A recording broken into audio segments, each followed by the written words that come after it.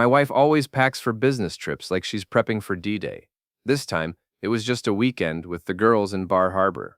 Or so she thought I believed. I'm Eli Baxter, 43 years old, owner of Baxter's Used Cars in Willoughby, Maine. Not exactly the American dream, but it pays the bills and keeps me in coffee and sarcasm. My wife Melissa thinks I'm too dumb to notice when she's lying. After 15 years of marriage, I've gotten pretty good at reading her tells. The perfume was the first clue. Chanel number 5 instead of her usual drugstore stuff.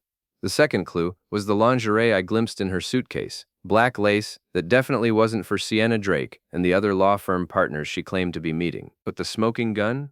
That was pure dumb luck. Honey, can you grab my purse? Melissa called from the shower. I need to check if I packed my birth control pills. Sure, babe. Let me just rifle through your secrets while you're washing off the guilt. Her purse sat on our bed like a leather landmine. I reached for her wallet, but my fingers brushed against something else. A second phone. A cheap burner phone that definitely wasn't part of her usual tech arsenal. The screen lit up with a text notification from TK. My blood turned to ice water as I read. Can't wait to have you all weekend, baby. Eli's probably already planning his pathetic TV dinners for one.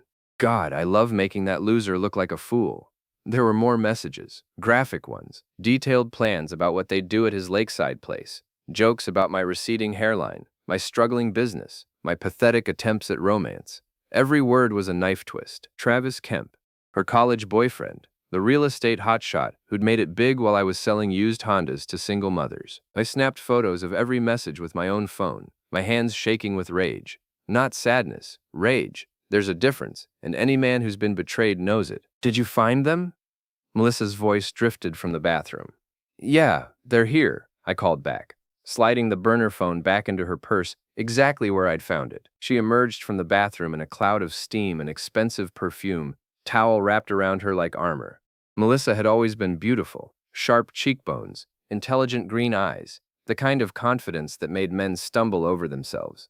She'd used that beauty to climb from small-town nobody to partner at Willoughby's most prestigious law firm. Thanks, sweetheart, she said, kissing my cheek with lips that had probably been planning to kiss Travis in about 6 hours. I'll miss you this weekend. I'll miss you too, I lied smoothly. Drive safe. Text me when you get there. She would text me, all right, from Travis's bed, probably laughing about how easy it was to fool the dumb car dealer. After she left, I sat in my kitchen drinking bourbon and planning. Most men would have called a lawyer or confronted her immediately, but I'd learned patience in the car business. Sometimes the best deals come to those who wait for the right moment to strike. I disabled the GPS in her BMW, easy enough when you know cars like I do. Then I slipped a small tracking device into her suitcase while she loaded the car. Amazing what you can buy online these days. My phone buzzed. A text from Sienna Drake. Have fun this weekend, Eli. Try not to burn the house down while the grown-ups are away. Sienna had always treated me like Melissa's embarrassing pet. The snide comments, the eye rolls when I spoke at their law firm parties, the way she'd steer conversations toward topics I couldn't contribute to. She was Melissa's enabler, her partner in crime, and apparently her accomplice in adultery. I texted back. Thanks, Sienna. I'm planning a very memorable weekend. As Melissa's taillights disappeared down Maple Street, I felt something I hadn't experienced in years.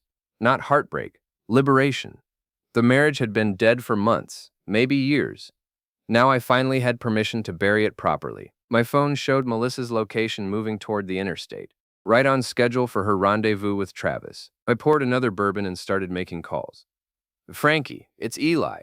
I need a favor. Frank Morrison had worked at my lot for 12 years, 60-something, built like a fire hydrant, with connections throughout Maine's automotive underground.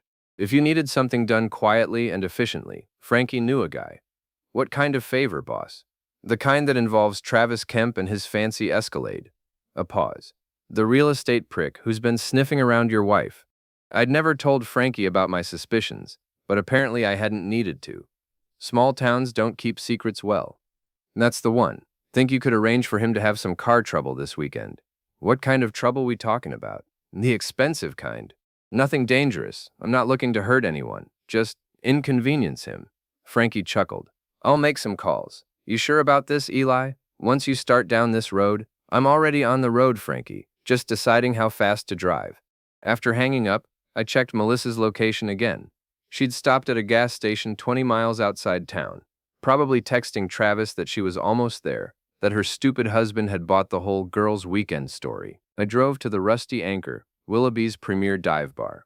If you wanted to know anything about anyone in town, Marcy behind the bar was your best source. She'd been serving drinks and collecting gossip for 30 years. Well, well, Marcy said as I settled onto a bar stool. Shouldn't you be home pining for your wife? Melissa's visiting friends.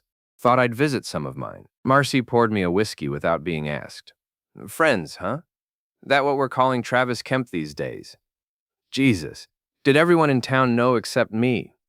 How long? I asked. How long have people been talking? Or how long has it been going on? Both.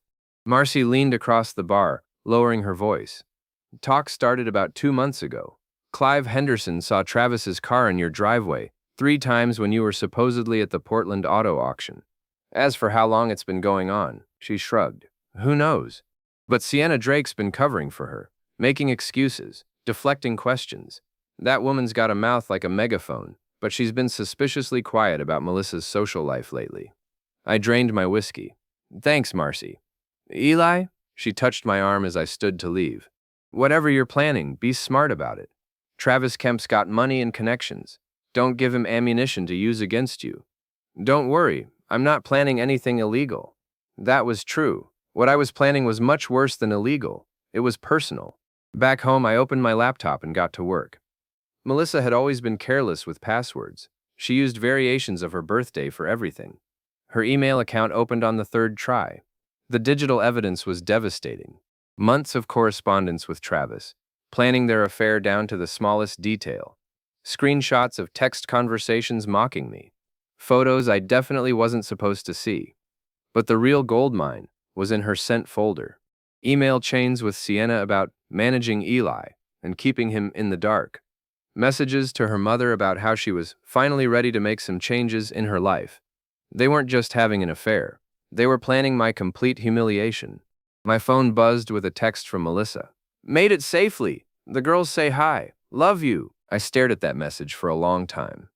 15 years of marriage, and it had come down to this, elaborate lies and casual cruelty. I typed back, love you too. Enjoy your weekend. Then I forwarded her location to my own email and started planning her destruction. Saturday morning brought rain and opportunity. I'd tracked Melissa's phone to Travis's lakeside mansion, a sprawling modern monstrosity that screamed new money. She was probably waking up in his bed right now, laughing about her pathetic husband back home. Frankie called at 8 a.m. It's done. Kemp's Escalade is now running on borrowed time. Engine's gonna seize up sometime in the next 24 hours. Nothing traceable, nothing dangerous, just expensive as hell to fix. How expensive? New engine expensive. Maybe 12, 15 grand. I smiled for the first time in weeks. You're an artist, Frankie. Just returning a favor, boss. That prick tried to buy my grandson's motorcycle for half what it was worth last summer. Called the kids stupid for not taking the deal. Everyone in Willoughby had a Travis Kemp story. The man had made enemies like I made car payments, regularly and without much thought. I spent the morning preparing. Ordered flowers to be delivered to Melissa's office Monday morning with a card reading, "Thanks for the amazing weekend, T." Made sure they'd arrive when the entire legal staff would be there for their weekly meeting. Then I drove to Kemp Development's downtown office.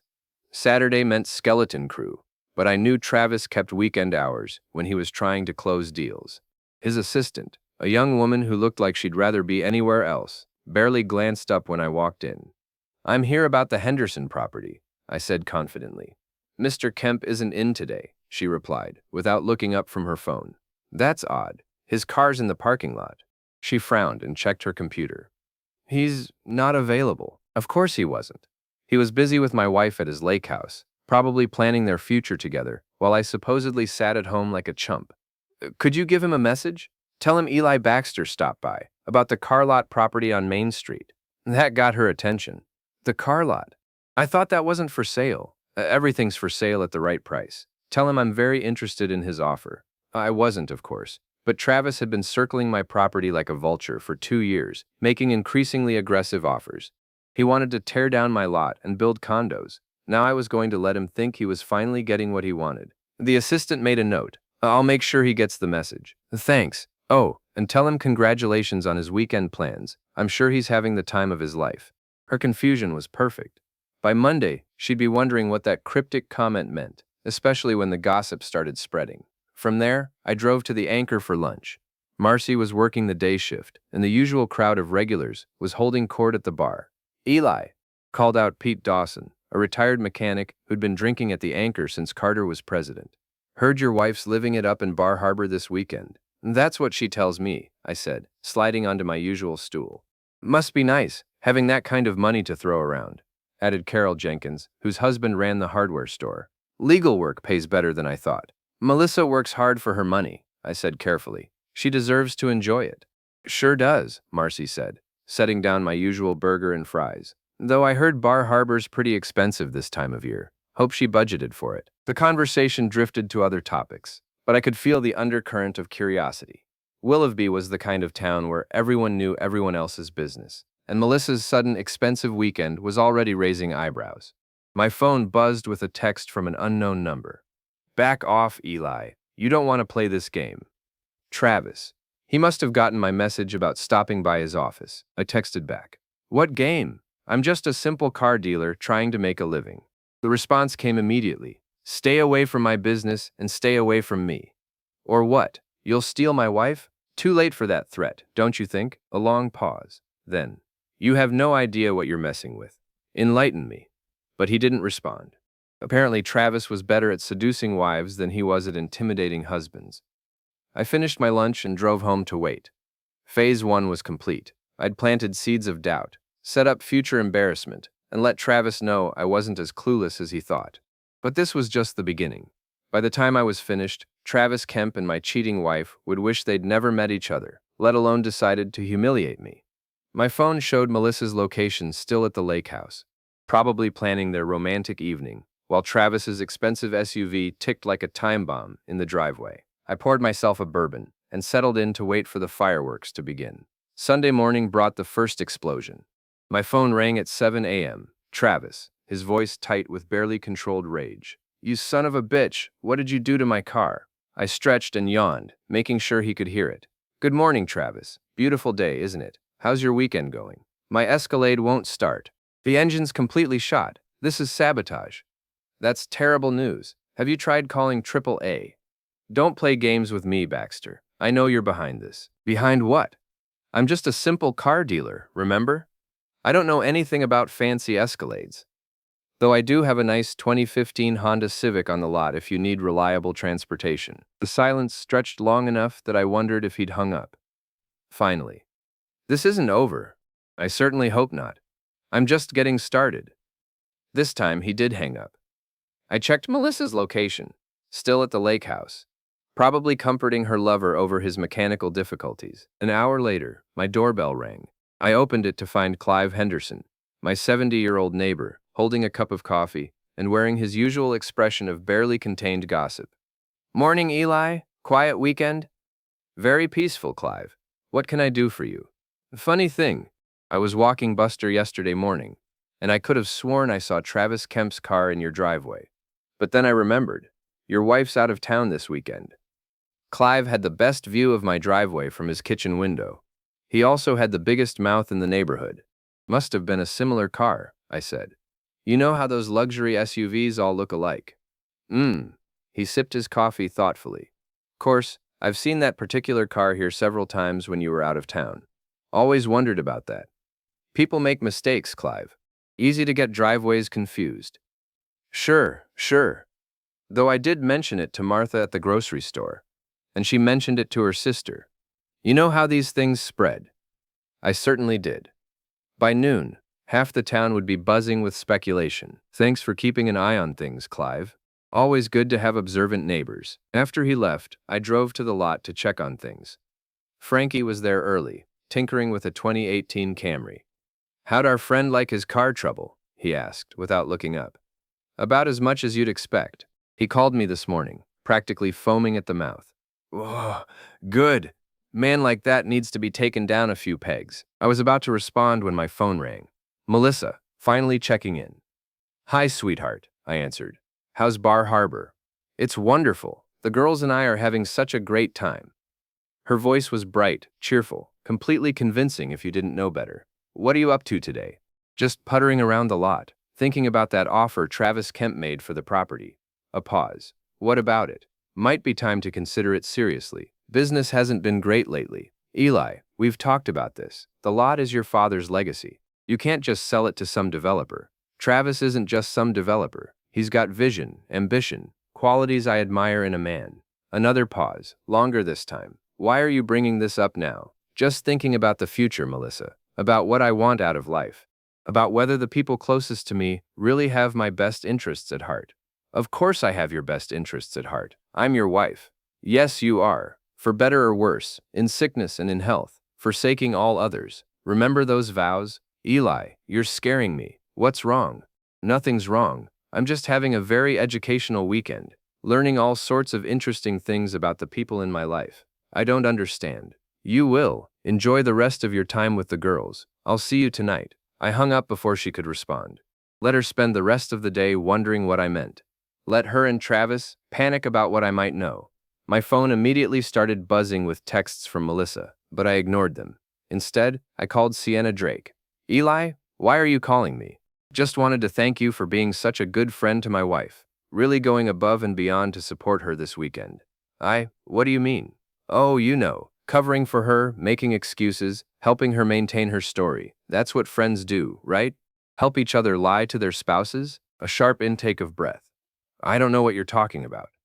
Sure you don't. Tell me, Sienna, how long have you known about Travis? The silence was deafening. Thought so. You might want to start thinking about whether your law license is worth protecting a cheating wife, professional ethics and all that. I hung up and smiled. The dominoes were starting to fall.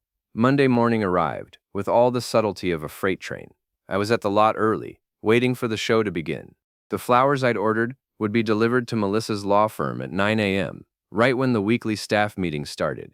Frankie arrived with coffee and donuts, settling in to watch the drama unfold. You sure about this, boss? Once this gets out, there's no putting it back in the bottle. The bottle's already broken, Frankie. I'm just deciding who gets cut by the glass. My phone started ringing at 9:15. Melissa, probably calling from the law firm's parking lot, after seeing the flowers and realizing her secret was blown wide open. I let it go to voicemail. The second call came 5 minutes later, then a third. By 9:30, I had 7 missed calls and a dozen increasingly frantic text messages. Please call me back. We need to talk. This isn't what it looks like. I can explain everything. The classics. Every cheating spouse's greatest hits. At 10 a.m., Sienna Drake pulled into my lot, driving like she was fleeing a crime scene. She parked crooked across 2 spaces and stormed toward my office, her designer heels clicking on the asphalt like gunshots. You bastard, she snarled, bursting through my door without knocking. Good morning, Sienna. Lovely day, isn't it? Do you have any idea what you've done? The entire firm is in chaos. Melissa's locked herself in her office. The partners are asking questions. And those flowers. What flowers? Don't play dumb. Thanks for the amazing weekend, T. Really? You couldn't have been more obvious if you'd hired a skywriter. I leaned back in my chair, enjoying her panic. I have no idea what you're talking about. If someone sent Melissa flowers, maybe you should ask her about it. This is going to destroy her career. No, Sienna. Her choices are going to destroy her career. I'm just making sure everyone knows what those choices were. She leaned across my desk, her face flushed with anger. You think you're so smart, but you have no idea who you're messing with. Travis has connections, money, influence. He can ruin you.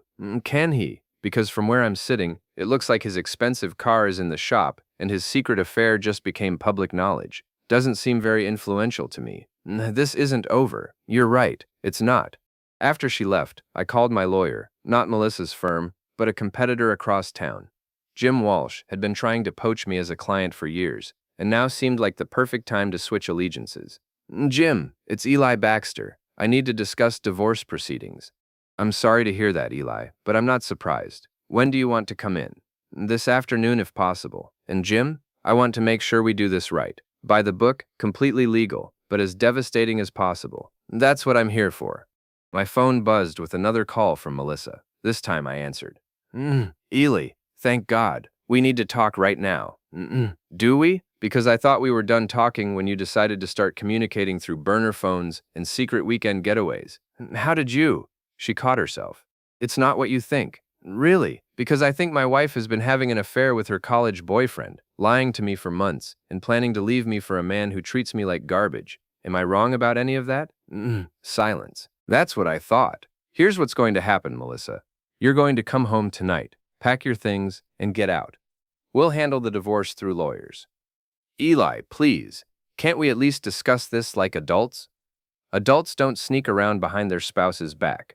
Adults don't mock their marriage to their lovers. Adults don't spend months planning elaborate deceptions. I never meant for it to happen. It just did. No, it didn't just happen. You chose it. Every text, every lie, every time you looked me in the eye and pretended to love me while you were planning to leave me for him.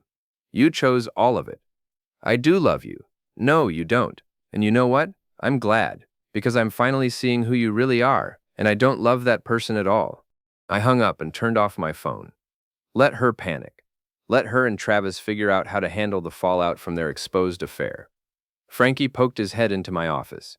Everything okay, boss? Better than okay, Frankie. For the first time in months, everything's exactly as it should be. By Tuesday, the story had spread through Willoughby like wildfire. The flowers, Travis's mysteriously dead Escalade, Melissa's sudden absence from work. It all painted a picture that even the most charitable gossips couldn't ignore. I was having lunch at the Anchor when Pete Dawson approached my table with a grin that could have powered the town. Eli, you sly dog. Heard you gave Travis Kemp a taste of his own medicine. I don't know what you mean, Pete. Sure you don't. Word is his fancy car died right in the middle of his romantic weekend. Karma's a bitch, ain't it? Before I could respond, the bar door swung open and Travis himself walked in. The conversation died instantly as every head turned to watch. He looked like hell, unshaven, wearing yesterday's clothes, with the kind of desperate anger that comes from watching your perfect plan fall apart. He spotted me immediately and marched over, his face red with fury. You think you've won something? He snarled, loud enough for the entire bar to hear. You think destroying my car and embarrassing Melissa makes you a big man? I set down my beer and looked up at him calmly. I think you should lower your voice, Travis. People are staring. Let them stare. Let them see what kind of pathetic loser tries to sabotage other people instead of improving himself. The bar was dead silent now. Even Marcy had stopped washing glasses to watch the show. Sabotage? I stood up slowly, keeping my voice level. That's a serious accusation. You have any proof? I know it was you. Knowing and proving are two different things. But since we're talking about proof, I pulled out my phone and opened the photos I'd taken of Melissa's burner phone. Want to explain these messages to everyone? Travis's face went white as he recognized the screenshots. The explicit texts, the mocking comments about me, the detailed plans for their affair. It was all there in high definition. Where did you get those? From my wife's secret phone. The one she thought I was too stupid to find. I turned to address the room. See, Travis here has been having an affair with my wife for months. They've been meeting at his lake house, laughing about what a fool I am, planning their future together, while I worked 60-hour weeks to support her lifestyle. Murmurs rippled through the crowd. In a small town like Willoughby, adultery was serious business, especially when it involved prominent people like Melissa and Travis. That's private, Travis said weakly. Was private. Now it's public. Just like your car trouble. Just like those flowers that got delivered to her law firm. Just like the fact that half the town saw your Escalade in my driveway when I was out of town. Travis looked around the room, seeing the judgment in every face. These were people who'd known me for years, who'd bought cars from me, who'd watched me build my business from nothing. They were also people who'd dealt with Travis's arrogance, his condescending attitude, his assumption that money made him better than everyone else. You're pathetic, he said, but the fight was going out of him. Maybe, but I'm not a cheater, I'm not a liar, and I'm not the one whose expensive car broke down in the middle of his adultery weekend. That got a few chuckles from the crowd. Travis's face flushed darker. This isn't over. Yeah, it is. Your affair is exposed, your reputation is shot, and your car is scrap metal. What else you got? He looked like he wanted to throw a punch, but Pete Dawson and two other regulars had moved closer, making it clear that wouldn't end well for him. Travis turned and stalked out, leaving behind a bar full of people eager to discuss what they'd just witnessed. Drinks are on me, I announced, and the tension broke into laughter and applause. But I wasn't done yet, not even close. Wednesday brought the piece de resistance. I'd spent Tuesday evening preparing the final phase of my revenge, and now it was time to deploy it. The Willoughby Gazette came out every Wednesday morning, and this week's edition featured a full-page advertisement that I'd paid for personally. BAXTER's Used Cars. Trustworthy deals from a trustworthy man. Unlike some people in this town, we believe in honesty, integrity, and keeping our promises. We've been serving Willoughby families for 25 years with the same values we bring to our own marriages. When you buy from Baxter's, you're buying from someone who understands loyalty. Can you say the same about your real estate developer? It was subtle enough to avoid libel charges, but clear enough that everyone in town would understand exactly what I was saying. But the real masterstroke came at noon, when I held a press conference in the town square. I'd invited every local media outlet, every gossip blogger, every social media influencer within 50 miles. The turnout was better than I'd hoped. Apparently, small-town adultery scandals were good for ratings. Ladies and gentlemen, I began, standing behind a podium I'd borrowed from the library. I want to talk to you today about trust. The crowd was substantial, maybe 100 people, including several I recognized as Melissa's former friends and colleagues. For 15 years, I trusted my wife. I trusted her when she said she was working late. I trusted her when she said she was having girls' weekends. I trusted her when she looked me in the eye and told me she loved me. I paused, letting that sink in. That trust was misplaced. For months, my wife has been conducting an affair with Travis Kemp, a local real estate developer who has been trying to buy my family's business for years. They've been meeting at his lake house, mocking me in text messages, and planning a future together, while I worked to support the lifestyle that allowed her to betray me. Cameras flashed and phones recorded as I continued. I'm not here for sympathy. I'm here because I believe this community deserves to know what kind of people they're dealing with.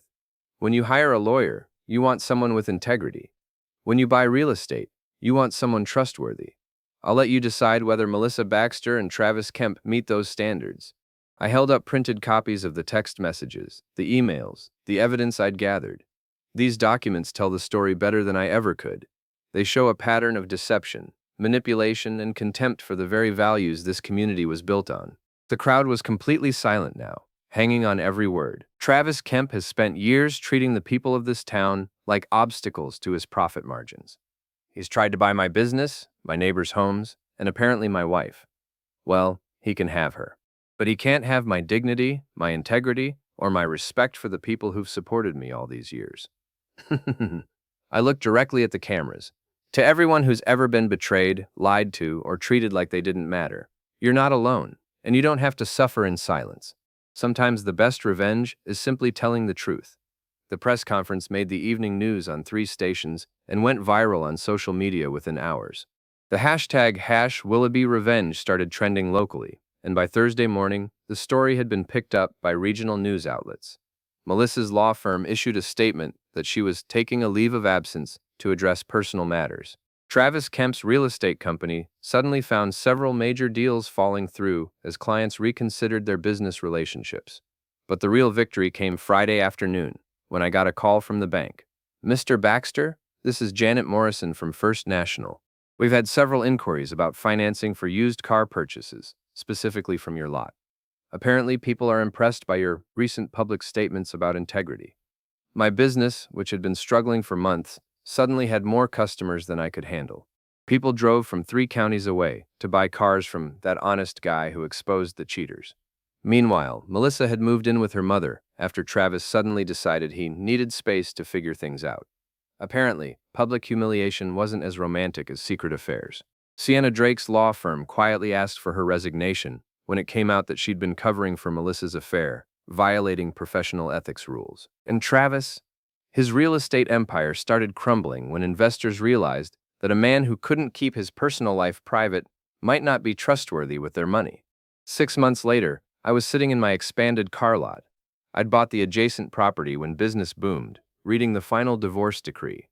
Melissa got half of what we'd built together, which was fair, but she also got a reputation that would follow her wherever she went. She'd moved to Portland, trying to rebuild her legal career, but small legal communities talk. Everyone knew the story of the lawyer who'd betrayed her husband and lost everything. Travis had fared even worse. His company went bankrupt when three major investors pulled out, citing concerns about leadership integrity. He'd moved to Boston, where nobody knew about his Willoughby scandal, and was working for someone else's real estate firm. Sienna was selling insurance in Bangor, her legal career over. As for me, I was doing better than I had in years. The publicity had brought in customers from across Maine, all wanting to buy from the honest car dealer they'd heard about. I'd hired 3 new salespeople and was considering opening a second location, but more than that, I was free. Free from lies, free from betrayal, free from pretending to love someone who saw me as nothing more than a convenient fool. My phone rang. A customer calling about a 2019 Subaru they'd seen on my website. Baxter's Used Cars. This is Eli. Hi, I saw your story on the news. I want to buy a car from someone I can trust. I smiled. Well, you've come to the right place. Trust is the only thing I've got left to sell, and I'm not giving it away cheap anymore. As I walked out to show the customer around my lot, I passed the framed newspaper clipping on my office wall, the one from the day after my press conference, with the headline, "Local Man's Revenge Serves Justice Cold." Some people say revenge is a dish best served cold.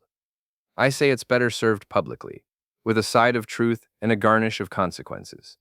Oh, Melissa and Travis had thought they were so clever, so superior, so untouchable. They'd underestimated the power of a man who'd finally stopped pretending their lies didn't hurt. They'd wanted to humiliate me in private. Instead, I'd humiliated them in public. They'd wanted to destroy my marriage quietly. Instead, I'd destroyed their reputations loudly. They'd thought love was a game where the smartest players won. They'd learned it was a war where the most honest soldiers survived. Standing in my successful business, surrounded by customers who respected me and employees who trusted me, I realized something important. I hadn't just gotten revenge on my cheating wife and her arrogant lover. I'd gotten my life back. And that was worth more than any marriage built on lies, any friendship based on deception, or any love that came with conditions and expiration dates. Travis and Melissa had taught me an invaluable lesson about trust. I'd taught them an even more valuable lesson about consequences. In